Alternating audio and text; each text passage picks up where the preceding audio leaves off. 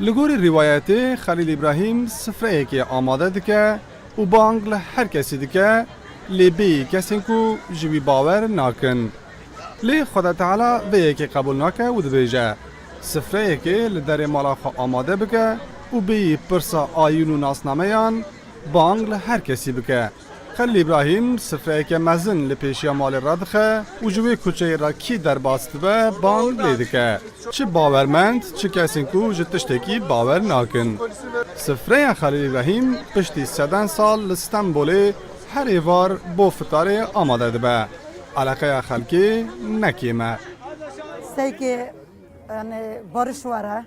Seke zindana ge hak bedin, hukuk bedin. Seke ana mineme ana ne girin. Ke rihot ana temnil ber zindana var, temnil ber hapsa var.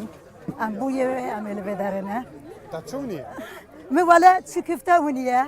Mi salata kiriye huniye. Birlik için.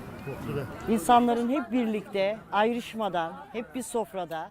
ji bo yekîtî wekheviyê em li vir in ji hemû partiyan jî xelk heye bê cudahî xelk divê li ser heman sifreyê rûnên em jî ji bo vê li vir in dema tu parve bikî wê gelekî baş be. İbrahim sofrası her şey birlikte olursa, paylaşılırsa güzel olur.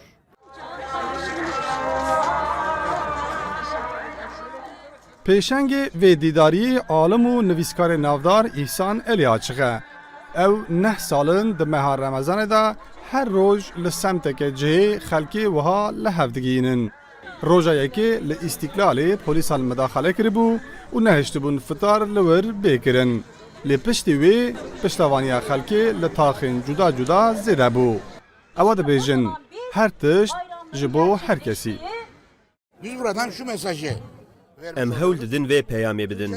Millet jî divê wiha bin, gel jî divê wiha bin û erdnîgarî jî. Di nava aştiyê de bi parvekirin û bêyek û kesek pirsa nasname, ol û netewê jiyê din bike. Herkes divê nanê xwe biyê din re parve bike. Devlet jî divê wiha be û bêyek û cudahiya netew û ayînê bike, bo herkesî parvekar be. vermek istediğim mesaj bu.